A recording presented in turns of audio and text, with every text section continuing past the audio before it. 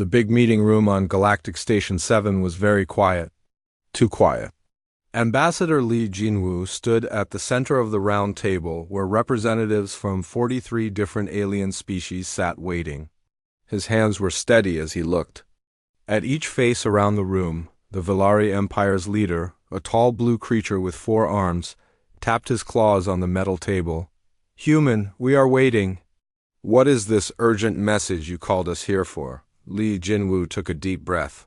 He had practiced these words many times. His voice was calm and clear when he spoke. "We are leaving." The room stayed quiet for a moment. Then the Thecan representative, a snake-like being with golden scales, laughed. "Leaving? You mean leaving this meeting? Fine, we have important business to discuss anyway." "No," Li Jinwu said. "We are leaving the Galactic Commerce Union, all of us. Every human in every system. We are done." Now the room was not quiet anymore. Voices rose from all sides. The spider-like arachnid delegate clicked its mandibles rapidly. The floating gas being from Nebula Prime changed colors from blue to angry red. "You cannot just leave," shouted the Velari leader. "You have contracts, you have duties." Li Jinwu pulled out a small device and pressed a button. A hologram appeared showing legal documents. "All contracts are being terminated according to Section 47B. We are giving the required 30-day notice for complete withdrawal." The Thecan representative slithered closer to the table. "This is madness. Humans have been part of the Union for 150 years. You cannot just walk away from civilization." "We can," Li Jinwu said simply, "and we are. Far away." From the station, Captain Park Minho was already putting the plan into action. His ship moved slowly toward the human diplomatic station on Kepler Prime. The station had been humanity's biggest outpost in alien space for 70 years. "Captain," his first officer said, "the alien security forces are asking why we are here." "Tell them we are here to pick up our people," Park Minho replied. "All of our people." Inside the station, humans moved with purpose. They packed important items quickly and efficiently. Dr. Kim Soo-young stood in her research lab, watching her team destroy sensitive equipment. "Make sure nothing useful gets left behind," she told her assistant. "Every computer drive gets wiped. Every research note goes with us." Her assistant looked sad. "Doctor, I worked on the gravity generator project for 5 years. The Kepler people need it to survive on their planet." Dr. Kim Soo-young nodded. "I know, but they never said thank you." "Not once? They just demanded we make it better and faster?" She picked up a data crystal containing years of research. "We gave them artificial gravity, and they complained it was not strong enough. We gave them clean energy, and they said it was too expensive. We solved their water problems, and they said we worked too slowly." The assistant understood. They had all felt it. The constant demands, the lack of respect, the way aliens treated humans like useful tools instead of people. Back on the station, the arguing continued. The arachnid delegate was making threatening gestures with its many legs. "You humans are being foolish. We made you rich. We gave you planets to live on." Li Jinwu remained calm. "You gave us nothing. We earned everything. We built the trade routes you use. We created the technologies that power your ships. We solved problems you could not solve, and we paid you for it." The gas being pulsed with angry colors. "You paid us the minimum amount you could," Li Jinwu said. "When the Velari Empire's sun was dying, who saved it? Humans. When the Thecan food plague threatened to kill millions, who found the cure? Humans. When pirates destroyed the shipping lanes in Sector 9, who made them safe again? Humans." The room grew quieter as the aliens remembered these events. "But every time you acted like we owed you our help. You never said thank you. You just gave us the next problem to solve." The Velari leader's 4 arms crossed. "So this is about hurt feelings. You are destroying galactic civilization because aliens did not say nice words to you?" Li Jinwu smiled, but it was not a happy smile. "This is about respect. Something you clearly do not understand." On Kepler Prime, the evacuation was almost complete. Captain Park Min-ho watched the last transport ship leave the planet's surface. The aliens on the planet were starting to panic. Their water purification systems were already showing warning signs. Without human maintenance, the systems would fail within days. "Captain," his communications officer said, "the planetary governor is demanding we leave repair teams behind." "Tell him to make the repairs himself," Park Min-ho replied. Dr. Kim Soo-yang joined him on the bridge. "All research data has been secured or destroyed. The aliens will not be able to copy our work." "Good," the captain said. "What about the gravity generators?" "They will work for about 6 months. After that, Dr. Kim Soo-yang shrugged. "The Kepler people will have to learn to live in low gravity again, or figure out how to fix the machines themselves."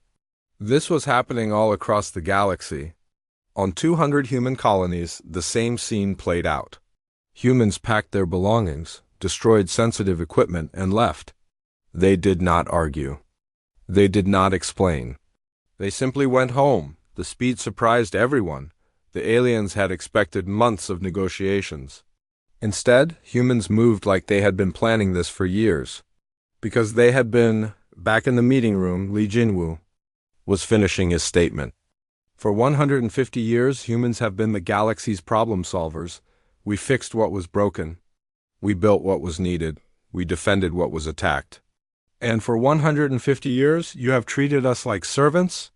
The Thekan representative hissed. "You are making a mistake. Without the Galactic Trade Network, humanity will become poor and isolated." Maybe, Jinwoo said. "But we will be poor and isolated with our dignity intact." He picked up his briefcase and walked toward the door. "The formal withdrawal papers are in your systems now. Do not contact us again unless you are ready to treat us as equals." The door closed behind him with a soft sound. In the meeting room, 43 alien species sat in stunned silence. They had just lost the most innovative, hardworking, and reliable species in the galaxy. And they still did not understand why. As Lee Jinwoo's ship left the station, he looked out at the stars. Somewhere out there, hundreds of human ships were heading home. The galaxy would learn to appreciate them, or it would learn to live without them. Either way, humans were done being taken for granted. The quiet departure had begun. Soon the galaxy would start to shake. 3 weeks had passed since the humans left. Engineer Choi Daeho sat in his small apartment on New Terra, drinking coffee and reading reports on his datapad. Each report made him smile a little more. Quantum relay network in Sector 12 experiencing random failures, he read aloud to his cat.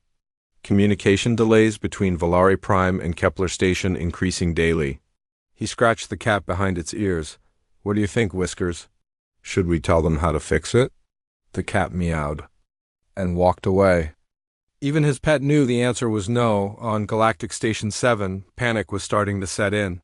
The Valari Empire's trade minister paced back and forth in the emergency meeting room. His blue skin had turned a pale shade that meant he was very worried. "The shipping routes are failing," he announced to the other aliens. 3 major trade lanes went dark yesterday. Ships are getting lost between systems." The Thekan representative coiled nervously around her chair. "How is this possible? These routes have worked perfectly for decades." "Because humans built them," said the arachnid delegate, clicking his mandibles in frustration. "Apparently they use some kind of quantum navigation system that needs constant updates." Back on New Terra, technician Yoon Hana was watching the same reports on the Galactic News. She laughed when she saw alien engineers trying to fix the communication arrays she had designed. "They are using hammers on quantum processors," she told her husband. "Actual hammers. On machines that work with particles smaller than atoms." Her husband looked up from his book. "Should we feel bad for them?" Yoon Hana thought about all the times aliens had called her work adequate or acceptable. She remembered when the Valari had demanded she work faster on their emergency communication upgrade, even though she had already been working 20-hour days. "No," she said, "we should not feel bad. The problems were getting worse every day." On the planet Theka Prime, the banking systems were going crazy. Numbers and accounts changed randomly. The currency exchange rates jumped up and down like a roller coaster. Trade Minister Bay Youngman had built the economic stability systems that kept 17 different alien currencies working together. Without his careful programming, the galactic economy was falling apart. On Kepler Prime, the government was in chaos. Their water purification system had failed completely. The backup systems were also failing. The planet's population of 12 million aliens was starting to panic. "We need to contact the humans," said Governor Cleth, a tall creature with tentacles where humans had arms. "They built these systems. They know how to fix them." His aide, a small furry being, shook her head. "Sir, we tried. All human communication channels are blocked. They will not answer our calls." "Then send ships to human space." "We tried that too, sir. The ships cannot get through. There is some kind of barrier around all human systems." The governor slammed his tentacles on his desk. "This is impossible. What kind of technology can block entire solar systems?" The aide did not answer because she did not know. None of them knew what humans were really capable of. In the research labs across the galaxy, alien scientists were discovering another problem. Every piece of human technology they had tried to copy was not working anymore. Dr. Lim Taeyun had been very careful when he designed human equipment. Every device had hidden security systems.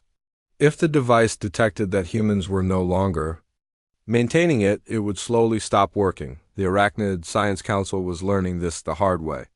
They had been studying human medical scanners for years, trying to understand how they worked. Now all the scanners had shut down completely. The humans put locks in their machines. Chief Scientist Scrix reported to his council. "The machines will only work if humans tell them to work." The council members clicked their mandibles in anger. "This is sabotage." "No," Scrix said sadly. "This is smart planning." On New Terra, Engineer Choi Daeho received a priority message on his emergency channel. It was from his old assistant, an alien he had trained for 2 years. "Daeho, please help us," the message said. "The quantum relay network is completely broken. Ships are stuck between systems. People cannot get home. We will pay you anything you want." Choi Daeho stared at the message for a long time. He remembered training this assistant. The alien had been eager to learn but had never shown any gratitude. At the end of the training, the alien had simply said, "Now I do not need you anymore," and taken over Daeho's project. He deleted the message without responding. The shipping crisis was getting worse. Thousands of cargo ships were lost in space, unable to navigate between star systems. The Galactic Commerce Union's main shipping companies were losing millions of credits every day. Captain Vorth of the Thekan merchant fleet sent desperate messages to every contact he had. "We need human navigation experts immediately. Our ships cannot find their way home." But humans were not responding to anyone. On the planet Zarian, the food situation was becoming critical. The planet could not grow its own food and depended completely on shipments from agricultural worlds. But the ships could not navigate the quantum shipping lanes anymore. "We have food for maybe 2 more weeks," reported the planetary supply officer. "After that, 40 million beings will start to starve." The Zarian government tried everything. They offered huge payments to any human who would help them. They promised to name cities after human heroes. They even offered to make humans equal partners in their government. No humans answered. In her apartment on New Terra, technician Yoon Hana watched the news reports about the food crisis. She felt a small pain in her heart. She did not want innocent people to starve, but then she remembered the last project she had worked on for the aliens. It was an emergency food distribution system for refugee camps.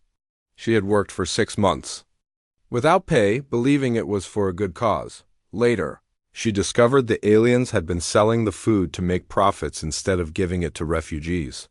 When she complained, they told her to mind her own business.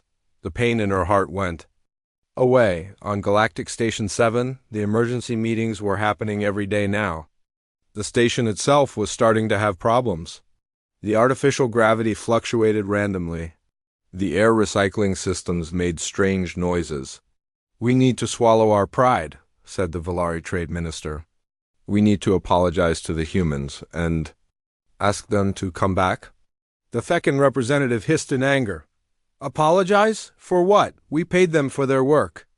We treated them badly, admitted the arachnid delegate. We took their help for granted. We acted like they owed us their service. They are being childish, the gas being pulsed with frustrated colors. Running away instead of talking about problems. But deep down, even the gas being knew the truth. The humans had tried to talk about problems many times.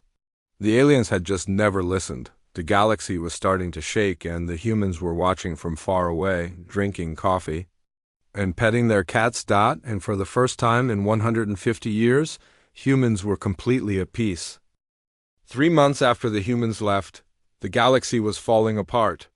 Chief Engineer Song Jie sat in her garden on New Terra, reading the morning reports. Each one was worse than the last. Valari warship explodes during routine patrol, she read to her husband over breakfast. Third reactor failure this week. She turned the page. Thecan cargo fleet stranded in deep space. Emergency power failing. Her husband poured more tea. Do you miss fixing their problems? Song Velie thought about the years she had spent crawling through alien engine rooms, fixing reactors that should have been impossible to repair. I miss the engineering challenges, she said honestly. But I do not miss being treated like a servant. On the Valari homeworld, Admiral Keth was facing the worst crisis in his empire's history. His mighty war fleet, the pride of the Valari Empire, was breaking down ship by ship. Another reactor went critical last night, his chief technician reported. We had to evacuate the entire crew. The ship is a total loss. Admiral Keth's forearm shook with rage. How many ships does that make? 47, sir. Out of our fleet of 200. The admiral stared at the tactical display. Red warning lights showed failing systems across his remaining ships. The humans built these reactors. There must be manuals, instructions, something. His technician looked embarrassed. Sir, we never kept the maintenance manuals. We thought the humans would always be here to fix things. On the agricultural world of Verdant Prime, agricultural specialist Han Min-seok was tending his own small garden.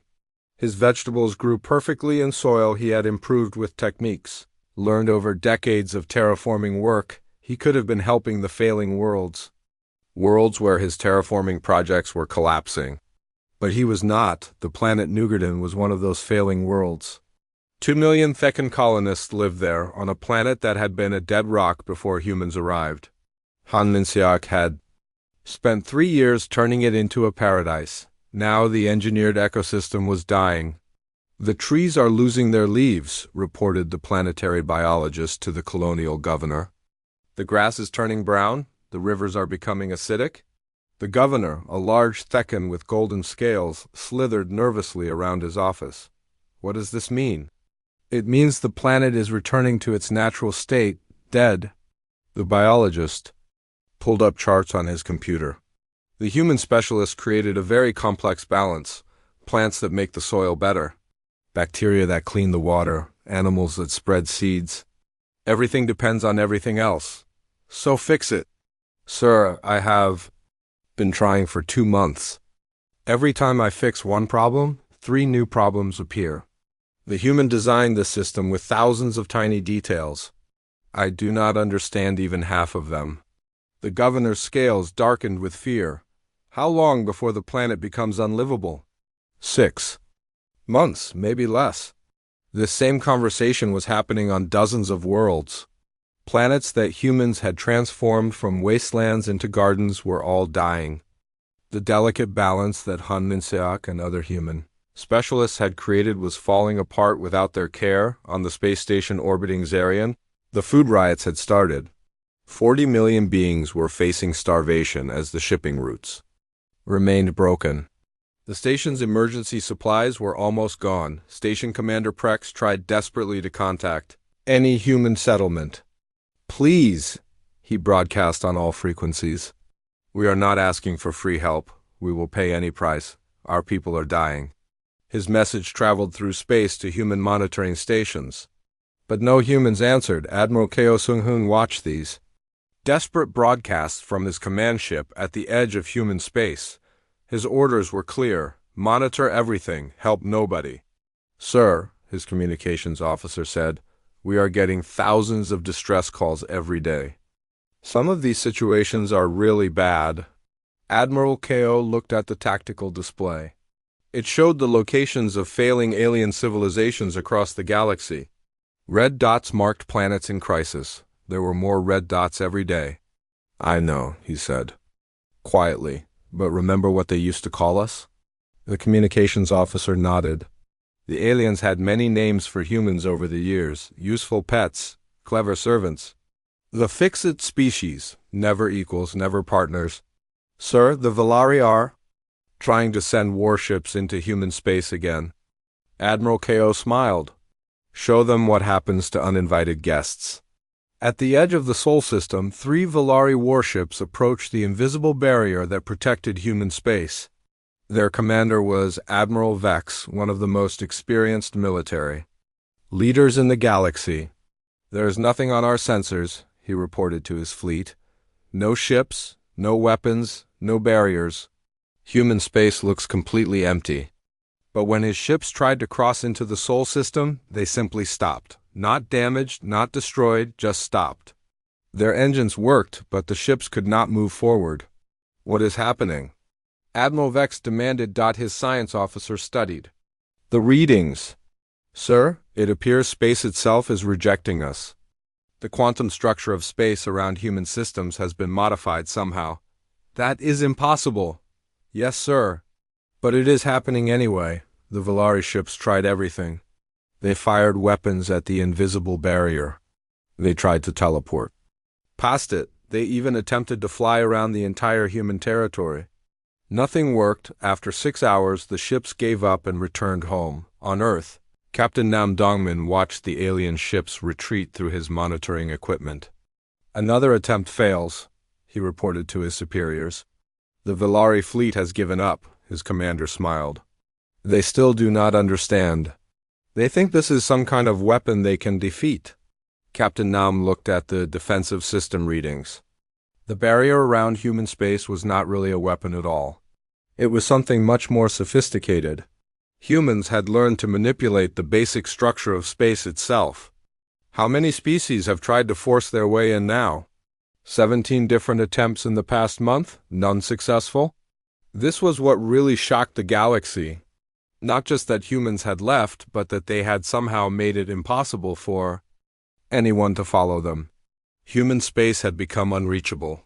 The Galactic Council called emergency meetings every day, but they could do nothing except watch their civilization crumble on the arachnid homeworld.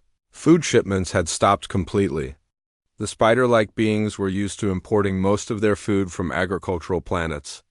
Now those planets could not grow food, and the ships could not navigate to deliver what little remained.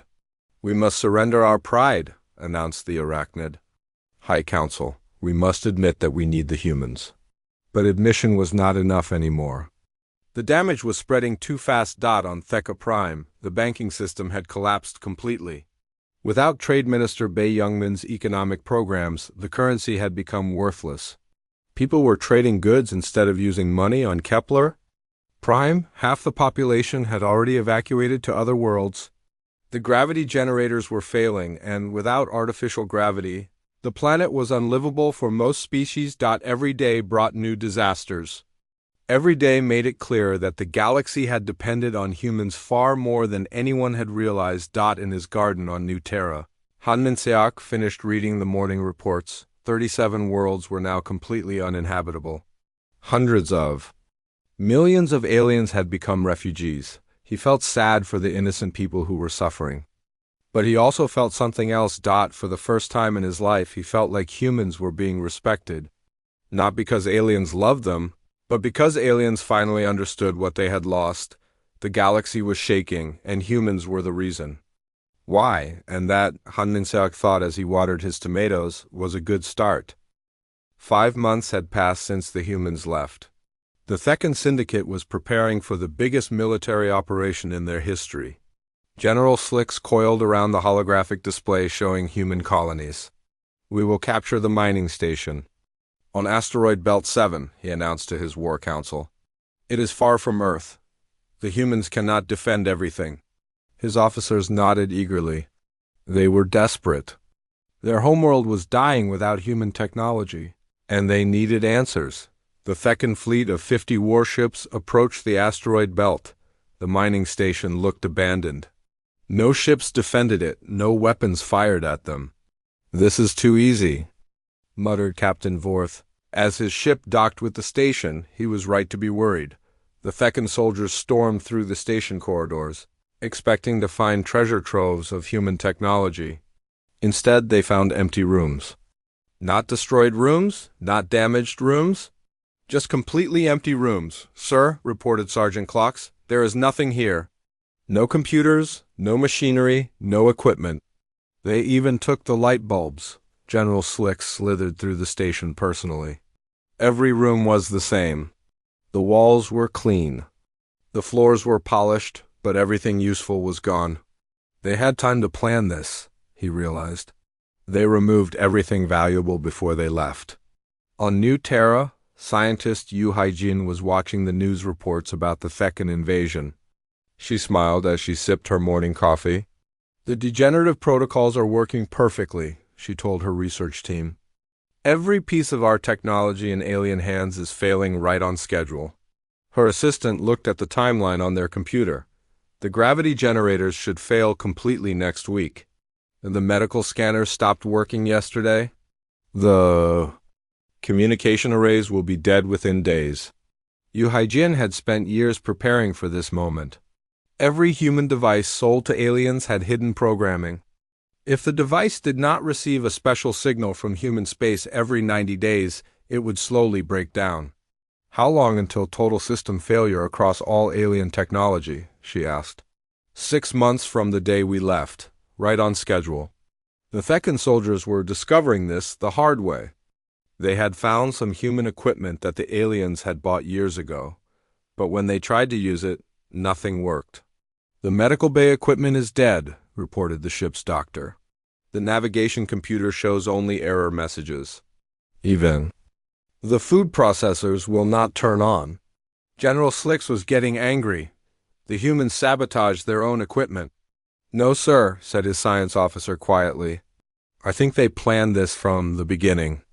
Every device they ever sold us was designed to stop working if they were not here to maintain it." This was happening everywhere. On Valari Prime, the advanced manufacturing plants that humans had built were shutting down one by one. On Arachnid, Worlds, the medical centers were closing because the human-made scanners no longer functioned.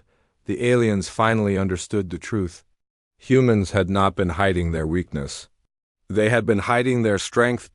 Captain Nem Dongmin was patrolling the border of human space when he detected the Thecan fleet retreating from the asteroid belt. His sensors showed their ships were having multiple system failures. "Should we help them, sir?" asked his navigation officer. Captain Nam remembered the last time he had helped a Thecan ship. The captain had not even said thank you. Instead, he had complained that the repairs took too long. "No," Captain Nam said. "Let them figure it out themselves." Back on Galactic Station 7, the Emergency Council was meeting again.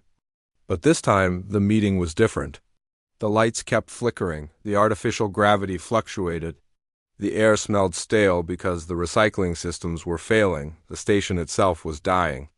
"We have perhaps 2 weeks before total life support failure," announced the station commander. "We need to evacuate." The Valari representative slammed his 4 fists on the table. "This station has been the center of galactic government for 300 years. And humans built the life support systems 80 years ago," the commander replied. "Without maintenance, we cannot survive here." The Arachnid delegate clicked his mandibles in frustration. "Where will we go?" "Every major station and planet is having the same problems." For the first time, the aliens were facing a horrible truth. Their entire civilization depended on human technology. Without humans, they were returning to the primitive conditions of centuries ago. On the planet Kepler Prime, the evacuation was complete. 12 million aliens had fled to other worlds as the gravity generators finally failed. The planet was now uninhabitable for anyone except humans, but no humans were there to see it. On Earth, President Osoyan was reading reports from across the galaxy. Each report showed more civilizations collapsing, more refugees fleeing, dying. Worlds, more desperate attempts to contact humanity. "Ma'am," said her aide, "we are receiving over 10,000 requests for help every day. Some of them are offering everything they own." President O looked out the window at the peaceful Earth. Sky. For the first time in 150 years, there were no alien ships demanding human assistance. No emergency calls interrupting human families. No demands that humans drop everything to solve alien problems. "What kinds of offers are they making?" she asked. "The Valari Empire is offering half their territory. The Thecan Syndicate wants to make humans their ruling species. The Arachnids are promising to be our servants forever." President O laughed, but it was not a happy laugh. "Now they want to give us everything. When we asked for simple respect, they said we were asking too much." The aide nodded. "Should we respond to any of them?" "Not yet. Let them think about what they have lost a little longer." On the former paradise world of Nugarden, the last transport ships were leaving. The planet was returning to the dead rock it had been before humans arrived. 2 million Thecan colonists were now homeless refugees, agricultural specialists. Han Minseok could have saved the planet with a few weeks of work, but nobody had asked him nicely. They had only demanded and threatened. The galaxy was learning a hard lesson. Humans were not servants, they were not tools. They were people who deserved respect and gratitude, and without that respect, the aliens would have to learn to solve their own problems. On his monitoring ship, Captain Nam Dongmin watched 3 more alien civilizations collapse into chaos. Pirates were attacking the broken shipping lanes. Worlds were fighting over the few remaining resources. The Galactic Commerce Union had dissolved completely. "Sir," said his communications officer, "we are detecting massive refugee movements. Billions of aliens are fleeing their homeworlds." Captain Nem felt a moment of sadness. Many innocent people were suffering because their leaders had been too proud to treat humans fairly, but then he remembered all the times humans had risked their lives to help aliens, only to be treated like servants when the crisis was over. "Monitor everything," he ordered, "but maintain radio silence. No one gets help until they learn to ask properly." The galaxy continued to shake. And for the first time in history, aliens were learning what it felt like to be powerless. 6 months after humanity's departure, President Osoyan stood before the cameras in her office on Earth. For the first time since the humans left, she was going to speak to the galaxy. Across the dying civilizations, aliens stopped what they were doing to listen, on refugee ships, in failing space stations, on planets where the lights were going out forever. "People of the galaxy," President O began, her voice calm and clear, "you have been trying to contact us for months. Today, I will tell you why we do not answer." On the bridge of a broken Velari warship, Admiral Keth listened with his remaining crew. Half his fleet was gone, the other half could barely fly. "For 150 years, President O continued, humanity served the galaxy faithfully. We solved your problems. We fixed your mistakes, we saved your worlds." The President paused and looked directly into the camera. "And for 150 years you treated us like servants." On the dying world of Theka Prime, refugees gathered around the few working screens to hear the human leaders speak. "When your son was dying, we gave you new energy. You complained. It was too expensive. When plague threatened your people, we found the cure. You said we worked too slowly. When pirates attacked your trade routes, we made them safe. You said it was our duty." President O's voice grew stronger. "Never once did you say thank you? Never once did you treat us as equals. You acted like we owed you our help." In the abandoned Galactic Station 7, emergency power kept a few systems running. The last alien officials watched the broadcast before they evacuated forever. "You called us useful pets. You called us clever servants. You called us the fix-it species." President O's eyes were hard as steel. "You never called us friends?" The broadcast switched to show images. Pictures of human engineers working in dangerous conditions to repair alien equipment. Videos of human doctors treating alien diseases without payment. Records of humans dying to save alien lives. This is what you have lost, President O said. Not just our technology, not just our knowledge. You have lost the most loyal allies you ever had. On his monitoring ship, Admiral Ko Sung-hoon watched the alien response to the broadcast. Some species were angry. Some were ashamed. Most were just terrified. Sir, reported his tactical officer, we are detecting massive military movements. 3 different alien coalitions are preparing to attack human space. Admiral Ko smiled grimly. Show them what real human technology looks like. The first attack came from the Valari Empire. Admiral Vex led a desperate assault with every working ship he had left. 200 warships, the largest fleet the galaxy had seen in decades. They never even reached the border of human space DAS. They approached the Sol system. Space itself seemed to twist around them. Ships found themselves flying in circles. Weapons fired at targets that were not there. Navigation systems showed impossible readings. What is happening to us? Admiral. Vex demanded. His science officer stared at readings that made no sense. Sir, the humans are not just blocking space. They are controlling space. They can make distance longer or shorter. They can make straight lines curve. They can make time move faster or slower. Admiral Vex had been a warrior for 60 years. He had fought in 100 battles, but he had never seen anything like this. Retreat, he ordered. All ships retreat immediately. But retreating was not easy. The human space control technology trapped half his fleet in loops of twisted space-time. Those ships would spend days trying to fly away from an area they should have crossed in minutes. General Ruwujin watched the alien attack fail from his command center on Luna. His defensive systems had not even been fully activated. Sir, asked his aide, should we demonstrate our offensive capabilities? General Ru considered this. The aliens still did not understand how advanced human technology really was. They thought the space barriers were the limit of human power. Yes, show them what we could do if we wanted to hurt them. A single human ship, smaller than any alien warship, appeared at the edge of Valari space. It fired one shot at an empty moon. The moon disappeared, not destroyed. Not broken apart. Simply gone as if it had never existed. The shot had used technology that converted matter directly into energy.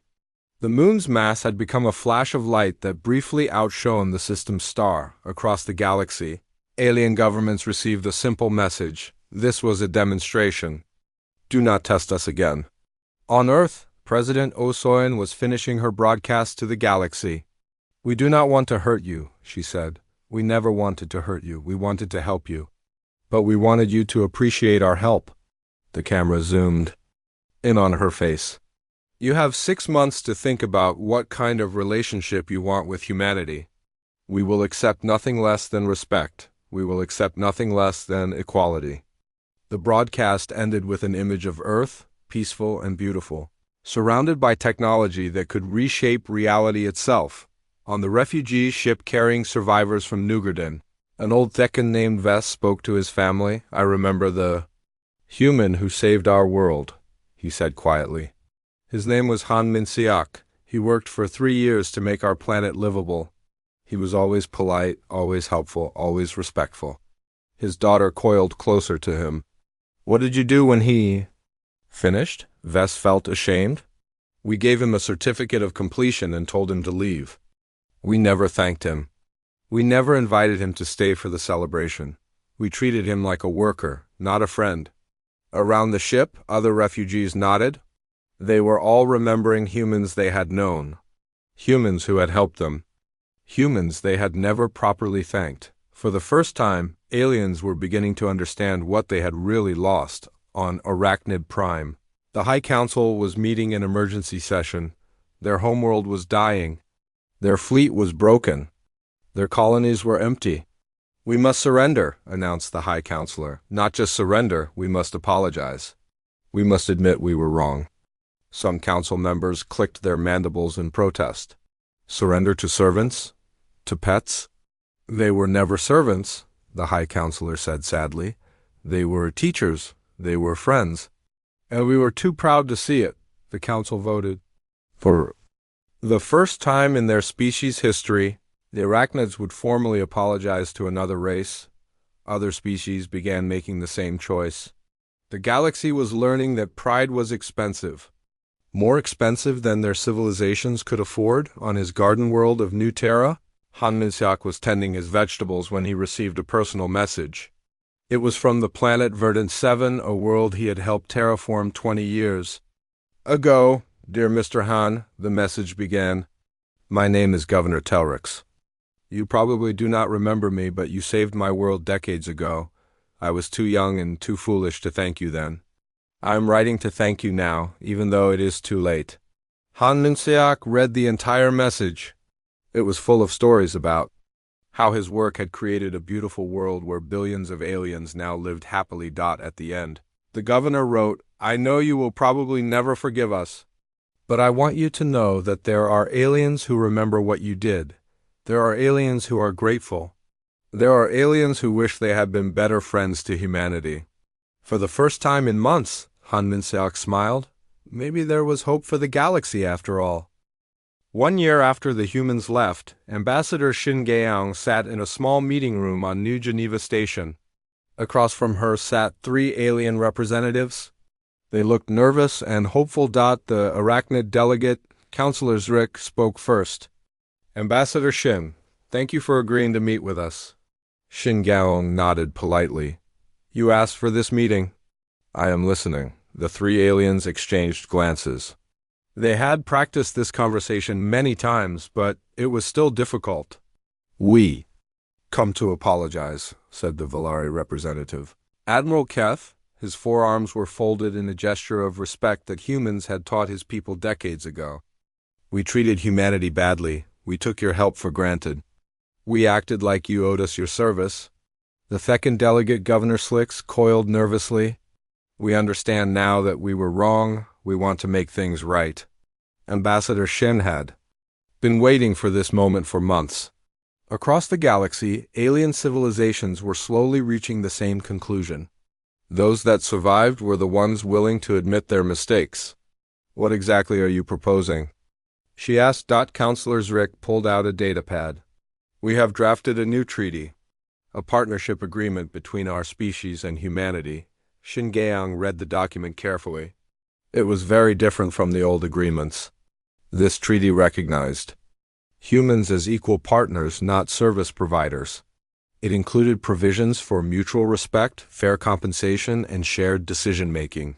This is better, she admitted. But words on paper are easy. How do I know you mean what you say? Admiral Keth looked embarrassed. We know we must prove ourselves. We are willing to do whatever it takes. On Earth, Director Jang Myung-hoon was meeting with President Oh So-yeon and the other human leaders. They were discussing which alien species should be allowed back into human space. The arachnids have made real changes, Director Jang reported. They created a new government position called Human Relations Coordinator. They are teaching their children about human culture. They even named their capital city after Dr. Kim Soo-young. President Oh looked at the reports. What about the Valari? Mixed results? Some of their worlds have apologized and changed their ways. But others are still too proud. They think they can survive without us? And the Fekans? Director Jang smiled. Governor Slicks has personally written apology letters to every human who ever worked on Thekan projects. He is learning to speak Korean to show respect for human culture. The president considered this information. We will start small. A few trade agreements with the species that have truly changed. We will see how they behave. In his engineering workshop on New Terra, Choi Dae-ho was working on a new quantum relay system. But this one was different. Instead of being controlled entirely by humans, it was designed for joint operation. If we are going to work with aliens again, he told his assistant, we need to make sure they understand the technology. No more black boxes that only we can fix? His assistant looked worried. What if they steal our designs? Choi Dae-ho laughed. Let them try. This new system requires constant cooperation between human and alien engineers.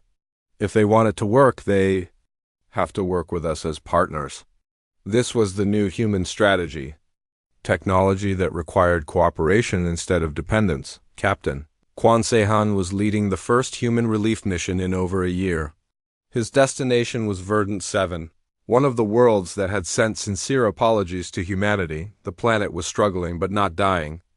The local government had worked hard to maintain the systems that Han Minseok had built decades ago. They had not succeeded completely, but they had tried. "Captain," reported his science officer, "we are receiving a transmission from the planetary." "Government?" Governor Telrix appeared on the screen. He was older now, with gray scales showing his age and worry. "Captain Quan," he said formally, "welcome to Verdant 7. We are honored by your presence." The captain was surprised by the respectful tone. "Thank you, Governor. We are here to help with your agricultural systems. We are grateful for any assistance you can provide. We have prepared quarters for your team and full access to all our facilities. If there is anything you need, you have only to ask." This was very different from the old days when aliens would demand help and then complain about how it was provided. Captain Quan smiled. "Thank you. We look forward to working with you." Not all aliens had learned the lesson. The Zarian Republic was still demanding that humans fix their problems for free. The Plasma Confederation threatened to attack human settlements. If humans did not return immediately, these species found themselves isolated and alone. Other aliens, desperate to maintain good relations with humanity, refused to trade with the stubborn species. On Dr. Anyunji's research station, she was developing the technologies that would define the new galactic order. Medical scanners that required both human and alien operators. Terraforming systems that needed constant communication between species. Faster than light engines that only worked with diverse crews. "We are not trying to control them," she explained to her research team. "We are building technology that makes cooperation necessary. If they want the benefits, they have to work with us." Her assistant held up a new device. "What about species that refuse to cooperate?" Dr. On shrugged. "Then they get older, simpler technology. Nothing dangerous, but nothing that gives them advantages over their neighbors." On New Geneva Station, Ambassador Shin Gaeang was concluding her meeting with the 3 alien representatives. "We accept your apology," she said, "and we are willing to begin limited cooperation. But this is a trial period. You will be judged by your actions, not your words." The 3 aliens looked relieved but nervous. "What can we do to prove our sincerity?" asked Counselor Zrick. Ambassador Shin handed them a list. "These are human settlements that need assistance. Not emergency assistance, just normal cooperation between neighbors. Help them with their projects. Share your knowledge. Treat them as friends, not as sources of free labor." Admiral Keth studied the list. "These are very small projects. Building a school, repairing a water system, planning a park." "Exactly," Ambassador Shin said. "Grand gestures are easy when you are desperate. We want to see how you act during normal times." On Earth, President Osoin was giving another speech to the galaxy. But this time, her tone was hopeful instead of angry. "To the species that have reached out to us with genuine respect, we say welcome. To those who have admitted their mistakes and asked for friendship, we offer cooperation." She paused and looked into the camera. "But to those who still think humans owe them our service, we say this: the galaxy has changed. We are no longer servants. We are no longer tools. We are people who deserve respect." The president smiled. "For those willing to give us that respect, we offer partnership in building a better galaxy. For those who are not, well, you have seen what the galaxy looks like without us." 1 year after humans walked out, the galaxy was indeed shaking. But now it was shaking with change, not collapse. Some alien civilizations had fallen and would never recover. Others had learned hard lessons and were becoming better neighbors. A few had discovered that treating humans as equals actually made them stronger allies than treating humans as servants ever had. In his garden on New Terra, Henne Minseok was reading a letter from Governor Telrix. The Verdant 7 government wanted to hire him as a consultant, not as a worker. They offered him a permanent home on their world, citizenship in their government, and a statue in their capital city. Most importantly, they offered him something no alien had offered before: genuine friendship. Han Minseok smiled as he watered his tomatoes. Maybe it was time to help the galaxy grow again, but this time he would be a partner, not a servant. The galaxy had learned to shake with respect instead of demands, and that made all the difference.